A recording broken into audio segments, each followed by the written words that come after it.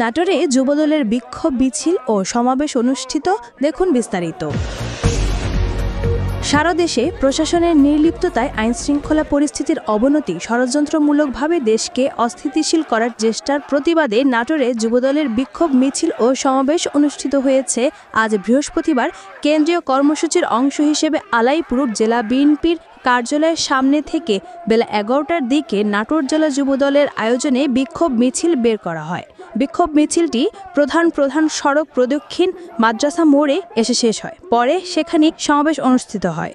সমাবেশে উপস্থিত ছিলেন বিএনপির কেন্দ্রীয় নির্বাহী কমিটির সদস্য, সাবেক মন্ত্রী ও MP advocate M Ruhul Quddus Talukdar Dulu, জেলা বিএনপির আহ্বায়ক রহিম নেওয়াজ, সদস্য সচিব আসাদুজ্জামান আসাদ, যুগ্ম আহ্বায়ক জলিলুর রহমান পাবুল চৌধুরী, সাইফুল ইসলাম আফতাব, যুবদলের সভাপতি এ হাই তালুকদার ডালিম, সাধারণ সম্পাদক আনিসুর রহমান আনিস, সাংগঠনিক সম্পাদক সাজ্জাদ হোসেন সোহাগ সহ যুবদলের নেতৃবৃন্দ।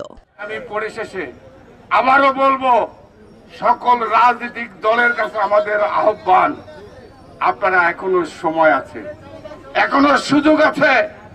আপনারা আর এই কাদা ছুড়ি না করে আমাদের নেতা, আমাদের দলের নেতৃবৃন্দ, আমরা সবাই মিলে এই ফ্যাসিস্টের বিরুদ্ধে আমরা ঐক্যবদ্ধভাবে যত তাড়াতাড়ি পারি নির্বাচন দিয়ে বাংলাদেশের মানুষের এই অস্থিরতা দূর করতে হবে। যতক্ষণ পর্যন্ত নির্বাচিত সরকার দেশের ক্ষমতা না আসবে, ততক্ষণ পর্যন্ত এই অস্থিরতা দূর হবে না। আমরা চাই নির্বাচন এবং ঐক্যের বিকল্প নাই।